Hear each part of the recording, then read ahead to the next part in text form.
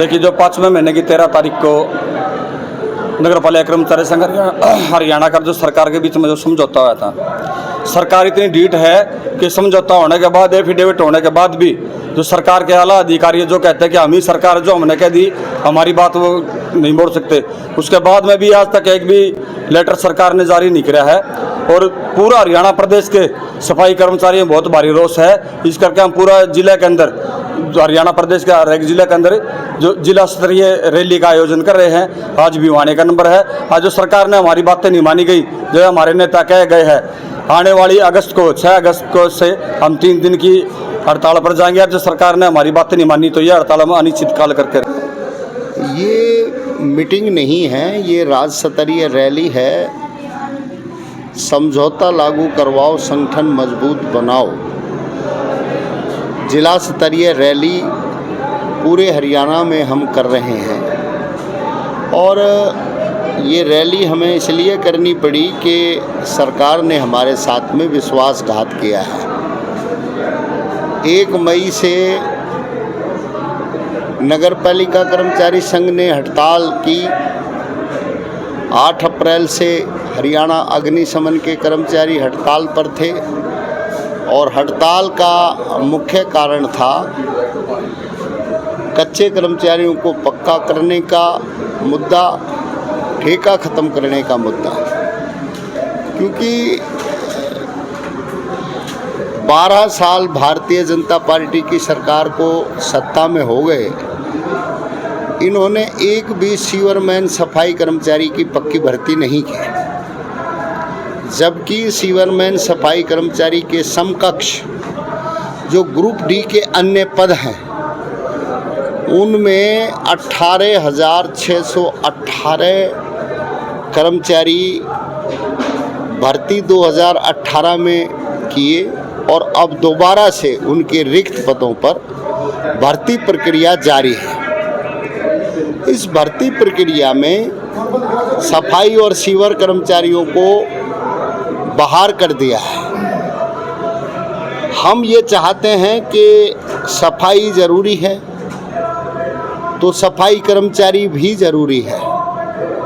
फिर सफाई कर्मचारी का जो काम है उसको ठेके पर क्यों दिया जा रहा है, उसको कच्चा क्यों रखा जा रहा है। और सफाई कर्मचारी समाज का सबसे पिछड़ा व्यक्ति है, जो दलितों में अति दलित है, आर्थिक, सामाजिक, शैक्षणिक तौर पर पिछड़ा है। सरकार दलित उत्थान की बात करती है, अंतिम उदय की बात करती है। समाज का ये सबसे पिछड़ा व्यक्ति जो सफाई जैसा घृणित काम करता है, इसको पक्का करने के लिए सरकार नीति नहीं बनाती है। ठेका ख़त्म करने का, सफाई सीवर का सरकार कानून नहीं बनाती है। और आप देख सकते हैं आए दिन मौतें सीवर में हो रही हैं। भिवानी में भी दर्जनों मौतें हुई हैं। ताज़ा घटना है, कल हिसार के गंगवा गांव में 2 सीवर मजदूर काम करते समय सीवर की गैस की चपेट में आए और उनमें से एक नौजवान की मौत हो गई। इससे पहले 5 मजदूर फरीदाबाद में अलग अलग घटनाओं में मारे गए। झिरका फिरोजपुर में 2 लोगों की मौत हुई।